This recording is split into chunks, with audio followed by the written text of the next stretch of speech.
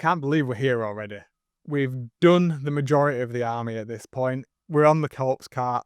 I reckon I should actually have 2 of these, but I've only got 1, so I may have to paint another one later on. Let's have a look at the corpse cart. I'll see you after this.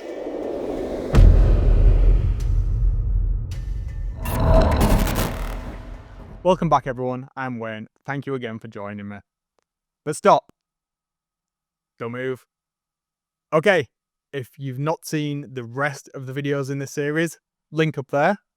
It's probably worth taking a butcher's at it, especially the first one, because it gives you an understanding of the colour palette and things we're going to use in this army build, the basing theme. If you've done that, welcome back yet again. We're nearly at the end of the army build now. Hopefully, we're going to get it done before the deadline of Christmas, and we can start using this army next year. Now, we've looked specifically at units, battle line units. Are they called battle line anymore? I don't think they are. But we've not really looked at any vehicles or anything like that. I do like the aesthetic of just this marching forward of undead vampire lords just sprinkled in, you know, controlling the corpses that are like trundling forward. With that in mind, the corpse cart is a really cool unit.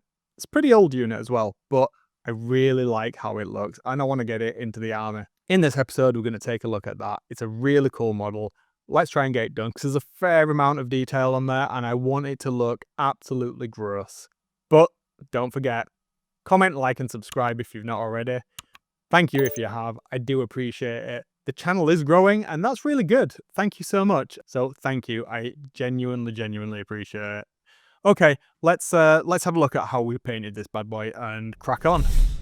We threw most of the high model count units with the zombies, beasts and skeletons out of the way. We've only got the less elite vampire units left to do next week. So, what is the corpse cart? Well, as I said earlier, it's one of Games Workshop's older sculpts, but it is one of the more characterful. I really enjoy this sculpt. There's so much to it, and it's got that very distinct fantasy vampire feel to it. Let's take a moment just to have a quick look at the model and talk about the elements that make it up. Well, we've got the zombies dragging the cart along, and we've got a pile of zombie dead bodies that are no doubt going to be the new recruits to the shambling horde. And then at the back there, we've got the brutal ghoul riding the cart. And we've also got the part that we're going to focus on in the majority of this video, flaming braziers at the back of the corpse cart. Now, we're going to use a fire as well, but we're not going to have this standard red and yellow flame. Oh no, we're going to have a spooky balefire. And we're going to make it a blue colour. Why we're going to do that? Well, it's going to add a nice balance to the red we've got appearing quite strongly throughout our army. Having this cooler tone, this necrotic magic effect is what's going to give us another spot colour that really knits the entire force together. Well, how are we going to paint the rest of the corpse cart then? And, well, we already kind of know, but let's take a look. Well, first up, we have 4 zombies pulling us along. Not the fastest form of locomotive force, but I'm sure they'll get us into the battle. Now, the zombies, aren't they? We've already painted zombies, and we're going to use exactly the same method to paint these guys. So if you've not already seen that video in the series, pause now, head back and have a look at that video, and then come back over here. It'll make perfect sense. It's a dead straightforward and quick approach, and there's no point in revisiting that when it's going to be exactly the same technique. Much like the zombies, we're not going to look too deeply into how we paint this ghastly ghoulish rider in this video. We want him to be very simple, and we're basically just going to glaze over the top of our zenithal highlight using blacks. His skin is going to be blue, and we're not going to put too much detail onto this guy. We're actually going to use the OSL cast down from the brazier to bring interest to the corpse cart without having to put too much detail into this guy and detracting from the overall composition. I want it all to look like one piece, not a number of different elements stuck together. As such, the emphasis is definitely going to be on that brazier, and that's where we're going to focus. So we know what we're going to do now. We've talked about how we're going to tackle all of the various elements that make up the corpse cart. So let's focus now on that brazier, on what we're going to do. I left this part separate when I was painting it, knowing that I was going to apply this effect, and it made the painting easier in the long run. If you've not done that, that's absolutely fine. I did actually buy this model secondhand, and I unglued the back part of it from the rest of the model. It wasn't too difficult to do, but if you can't do it, that's not a problem either. Just be careful. How I prepared this area is, well, I didn't do the usual zenithal. What I did was I made sure the flames and the skulls just had the black primer on it.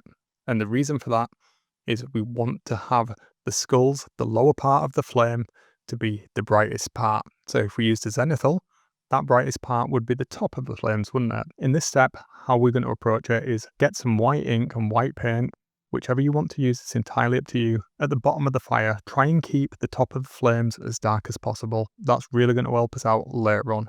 From the previous step then, we should be in a fairly good position to start building up our glow effect now. We should have the flames that are dark at the top and the skulls that are much brighter and whiter at the bottom. We need to carry on reinforcing that difference in contrast, and we're going to do that by using either white ink or white paint, and we're going to introduce that into the recesses at the lower parts of the brazier. Having a brighter base will allow us to have contrast between the darker points and the brighter points, which are going to sell the effect of it being hotter and brighter and emitting a glow. The glow is actually going to be red as the mid-tone, so by putting the white in where you want it to be hotter now, that's going to help us pull the mid-tone between the brighter part at the bottom and the darker part at the top of the flame, as if it was turning into smoke.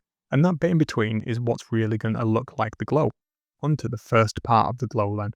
Now, as we've already discussed, I want to go for an ice cool blue, that balefire kind of spooky glow. I'm going to use Athematic Blue.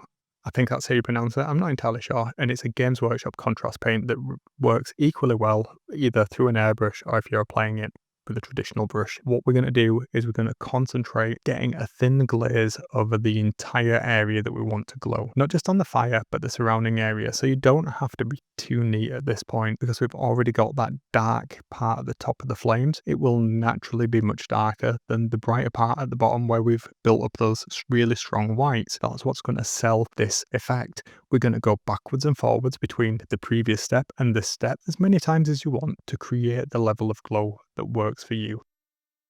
As we've established then, we're going to go backwards and forwards. So we're going to come back in with that white paint or ink, whichever, it's entirely up to you.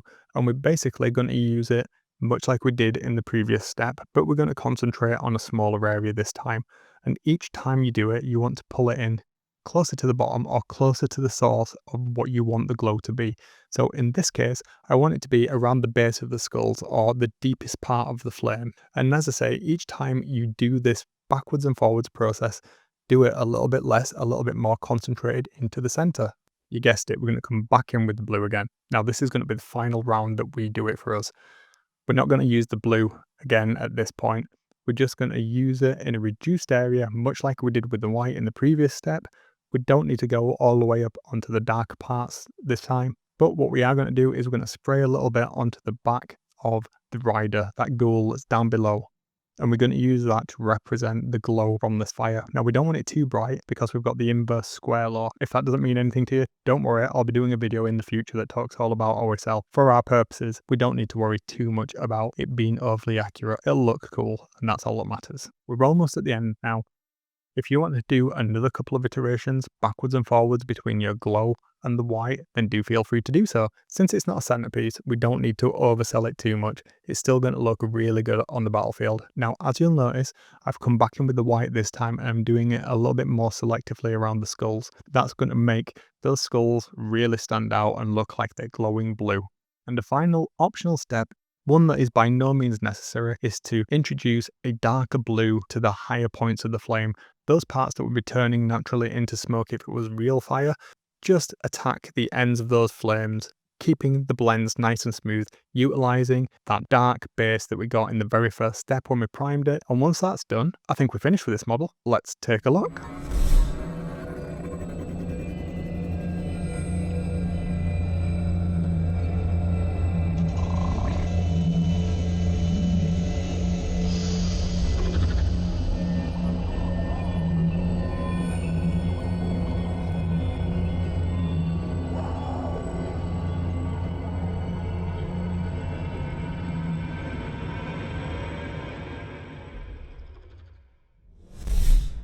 This is vile, isn't it? it is absolutely just, it's not nice at all. And there's some details on there that may have not come across in that reveal video.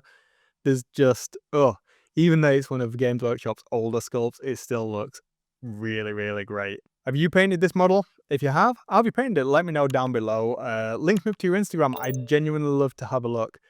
Speaking of Instagram, if you've not, you can follow me over there. I'm not posting as frequently as I was, but I'm certainly posting possibly some spoilers of videos that are coming up. So if that's your thing and you want to interact with us more there, then please do. It is much appreciated. We're done with the majority of the army now. Wow. Yeah, I'm excited. See you later.